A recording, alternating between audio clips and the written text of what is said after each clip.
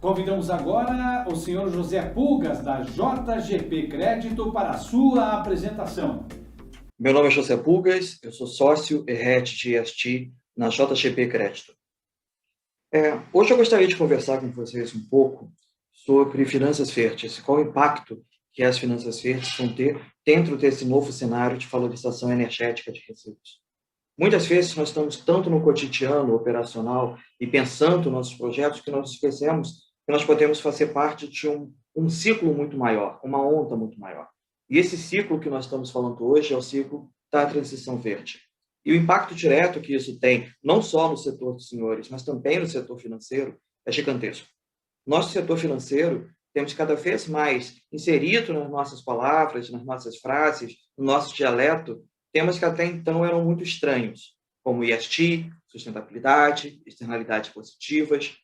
E certamente as empresas que compartilham desses mesmos valores, dessas mesmas palavras, dessas mesmas operações, são aquelas que mais se destacam dentro desse novo ciclo.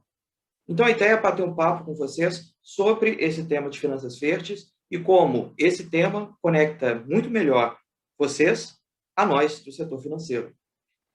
Para nós entendermos um pouco o tamanho dessa grande onda verde, é interessante a gente ver o tamanho dos recursos dedicados a essas finanças.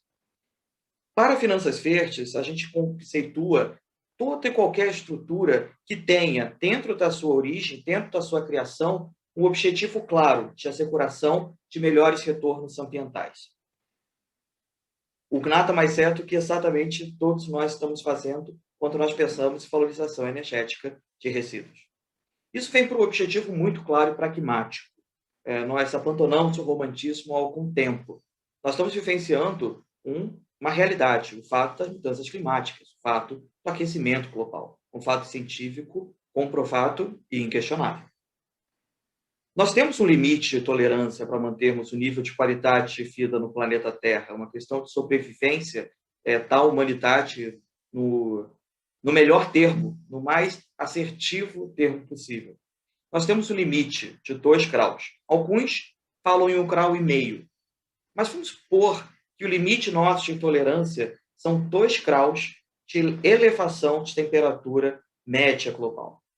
Para que isso não ocorra, nós temos que ter investimentos anuais de ordem global de 1 a 2 trilhões de dólares. De novos investimentos necessários todo ano para que essa meta seja alcançada.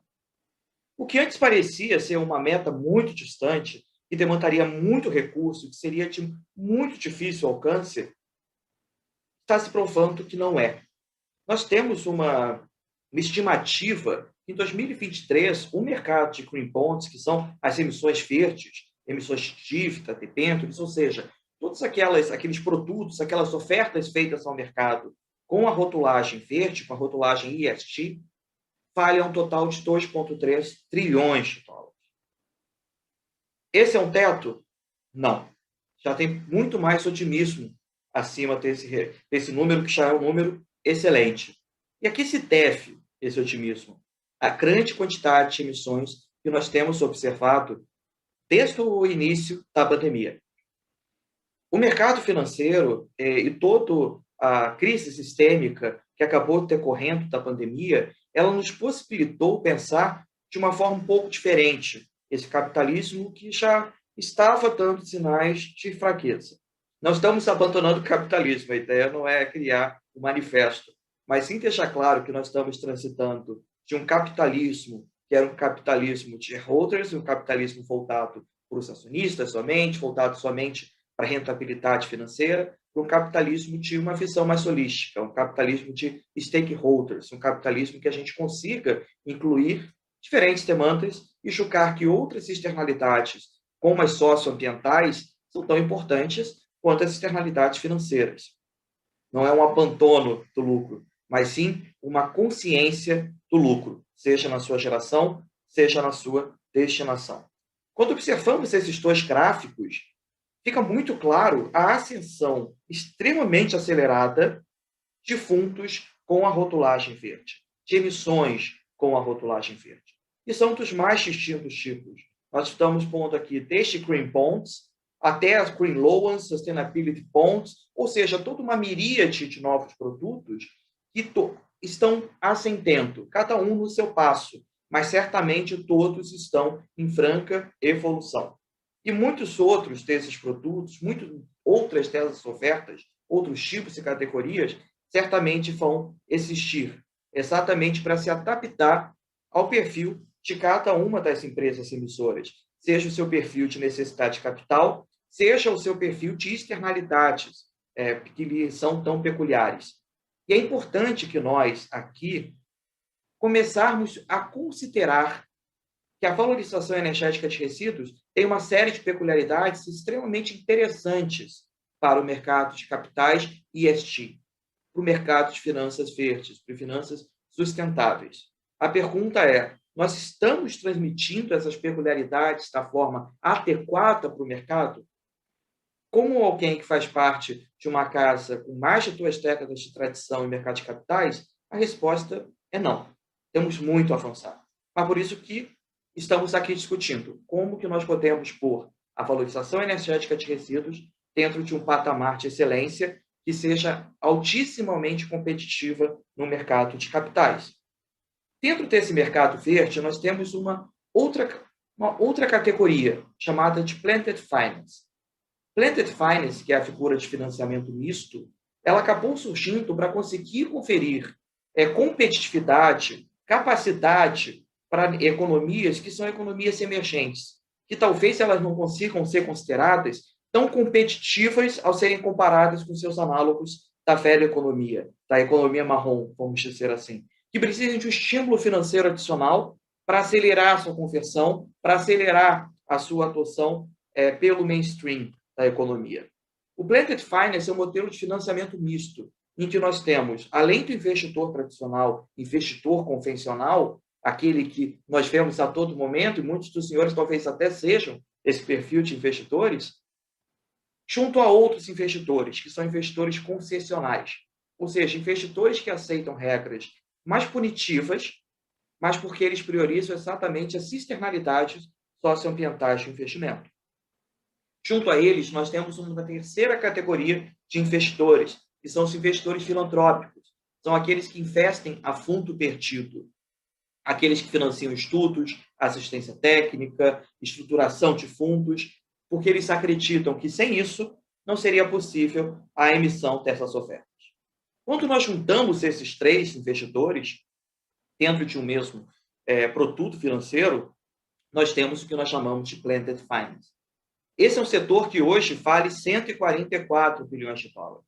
É um setor que está em franca ascensão e que nós acreditamos que vai ter um passo acelerado e talvez até mais acelerado que o próprio setor de finanças verdes extra-financiamento misto. Exatamente porque dentro dela tem características que permitem que o acesso do emissor ao mercado seja muito mais atraente, tanto para o emissor quanto para o investidor. Aqui no Brasil, infelizmente, nós temos muito pouca prática de Blended Finance. Nós, da JGP, somos uma das poucas casas no Brasil que tem produtos estruturados Blended Finance. Nós acreditamos que esse caminho é um caminho que deva ser fomentado no Brasil. E é um caminho que certamente vai de encontro aos interesses de todos nós aqui que estamos conversando sobre valorização energética de resíduos. Um setor que precisa de estímulos, mas que não necessariamente pode depender de subsídios públicos, por exemplo. Essa junção desses diferentes investidores com diferentes propósitos viabiliza economias emergentes e setores emergentes como de valorização energética de resíduos. Quando a gente observa o quanto que vai para energia e infraestrutura dentro de Blended Finance, exatamente os setores que nós estamos conversando, nós vemos que energia é o maior setor que, ao receber recursos de Blended Finance. Infraestrutura não energética, ele também acaba sendo um dos principais. Então, se nós fizermos o recorte, juntando a valorização energética de resíduos, consegue ter essa peculiaridade da gestão de resíduos com a gestão de energia, nós temos um potencial dentro de Blended Finance de 54 bilhões de dólares. Um potencial que ainda está bem aquém de ser convertido em novos recursos para o setor de valorização energética de resíduos. não por falta de vontade ou por falta de estímulo, muito por falta de projeto, falta de conhecimento do setor para esse novo modelo de Planted Finance. Essa ponte, ela é essencial, essa interface é prioritária dentro do pensamento que nós podemos aqui ter de acesso do setor qualificado ao mercado de capitais. E no Brasil, como que está esse cenário de finanças verdes? Eu separei aqui algumas notícias, tanto do Brasil como de fora, mas o foco é muito grande no Brasil, para a gente entender o tamanho dessas operações. Nós falamos que nunca tivemos uma ascensão desse porte, e é verdade também para o Brasil. Nós estamos falando de emissões que, individualmente, já estão acessando a figura do bilhão de dólares. Temos a Natura aqui anunciada na emissão dos títulos de sustentabilidade, mas várias outras casas, várias outras emissões já bateram a barreira do bilhão de dólares. Emissões brasileiras em mercado internacional de capitais. O que essas emissões, que totalizaram agora em 2020 700 bilhões de dólares no total, têm de diferente das demais? A diferença está na capacidade de expor cientificamente externalidades claras para a sociedade, externalidades sociais, externalidades ambientais, combinadas numa governança saudável, numa governança evoluída, numa governança madura de empresa. Isso é algo que tem acompanhado não só as emissoras, mas também as casas gestoras de fundos, as asset managers. Cada vez mais asset managers estão ingressando em metas de descarbonização, ou seja, se comprometendo em zerar o seu balanço de carbono até determinadas datas. Na questão do Net Zero, a maior iniciativa desse tipo no mundo é até 2050. A JGP, ela hoje, com um total de ativos sob custódia de algumas dezenas de bilhões de reais, ela assinou um acordo dentro do Net Zero para zerar o seu balanço de carbono em 2040. Ou seja, o nosso compromisso é chegar a 2040 sendo carbono neutro. E esse é um compromisso que reúne 1/3 de todo o capital global de investimento privado. Nós estamos falando no total de algumas dezenas de trilhões de dólares, que hoje somente aceita investir com o raciocínio das mudanças climáticas, com o raciocínio das externalidades positivas. Então, nós temos que começar a traduzir o setor de valorização energética de resíduos para essa nova visão de competitividade de investimento das gestoras de fundo, dos investidores. E quais são os grandes atributos que nós podemos observar, então, no setor de valorização energética de resíduos? Algumas questões são muito claras. Estamos falando de produção de energia renovável, estamos falando de uma cadeia com alta revolvência de recebíveis, que tem uma visão muito clara de quais são os seus contratos, são contratos de longo prazo. Temos uma gestão qualificável de diferentes tipos de resíduo. Nós conseguimos observar quais são aqueles resíduos que estão sendo tratados, aqueles resíduos que estão sendo convertidos. Então, por termos essa clareza científica, comprovável, irreplicável e auditável, nós temos um sistema que tem atributos únicos para acesso a mercado de capitais de finanças verdes.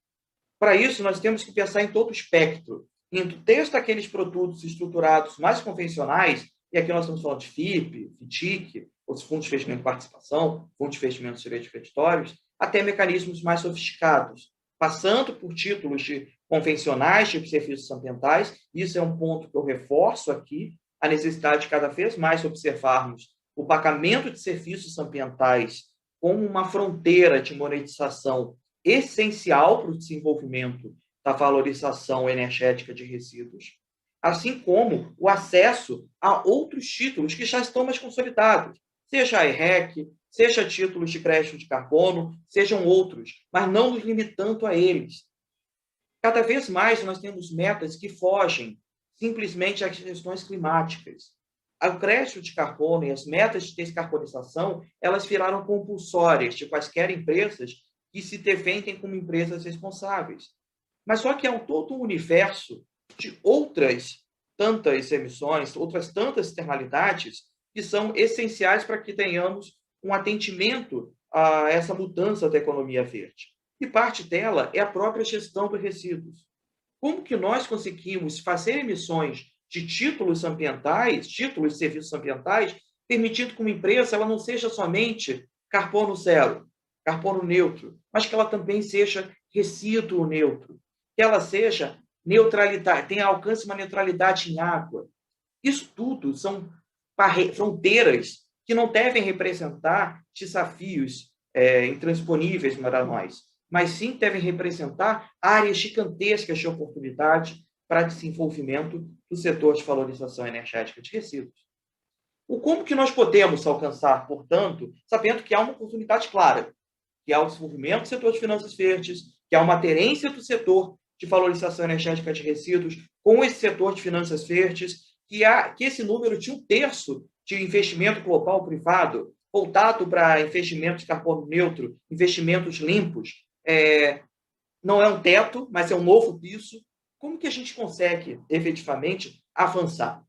Nós sugerimos algumas ideias, algumas ações setoriais que nós acreditamos ser estratégicas para darmos os próximos passos. A primeira de todas é um refinamento e um esclarecimento da taxonomia nas atividades de gestão de resíduos cobertas por metodologias globais de ESG. Nós temos que observar que o investidor, e eu me ponho nesse papel, ele não consegue ser um especialista em tudo. Nós nos orientamos, assim como todo o mercado de capitais se orienta, por metodologias, por padrões globalmente validados. Então, nós estamos falando de taxonomia da União Europeia, nós estamos falando de boas práticas junto a organismos tais quais o IFC. Se nós tivermos uma clareza das taxonomias e da compatibilidade das práticas, hoje está a valorização energética de resíduos, com a taxonomia global do que é ESG, nós temos um caminho aberto, um passaporte carimbado para investir cada vez mais nesse setor.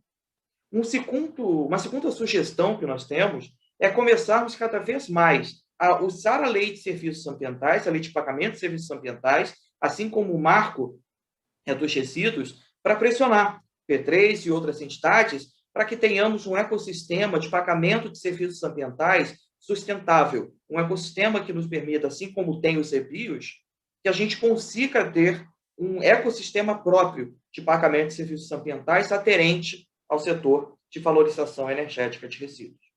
Como terceira sugestão, nós temos cada vez mais uma necessidade, mais uma vez, não sendo especialistas em todos os setores, além do nosso próprio setor financeiro, cada vez mais uma necessidade de uma sistematização, de uma certificação de metodologias científicas e quantificação de externalidades. Aquela velha máxima que você não gerencia aquilo que você não mensura, ela é muito aplicável em ESG. A gente só tem capacidade de efetivamente distinguir o investimento de ESG de um investimento de greenwashing quando ele tem uma capacidade de traduzir seus resultados de uma forma científica. Então, a necessidade de metodologias de certificação e certificações que garantam a nós, investidores, que o investimento é um investimento realmente verde, que a gente pode ficar com a consciência tranquila, não só por ter feito bem, mas porque nós não teremos problema reputacional à frente, exatamente esse circuito de certificações e sistematizações de externalidades positivas geradas pelo setor, pelas empresas de valorização energética de resíduos. E, por fim, como recomendação final, é incitá-los, encaixá-los cada vez mais dentro de metas compartilhadas de descarbonização e net zero waste. Não podemos ficar somente em descarbonização. Temos que começar e fixar, obviamente, a necessidade de metas de descarbonização. Mas deixar claro para os setores financeiros e todos os demais que somente descarbonização não é suficiente. Nós temos que pensar em biodiversidade, temos que pensar em restauração ambiental, temos que pensar também na gestão qualificada dos nossos resíduos, que são uma das principais externalidades negativas que hoje as atividades econômicas geram. Daqui a pouco nós vamos bater um papo, vamos discutir, debater um pouco mais sobre esses aspectos. Mas esses são os principais pontos que vão orientar a nossa conversa.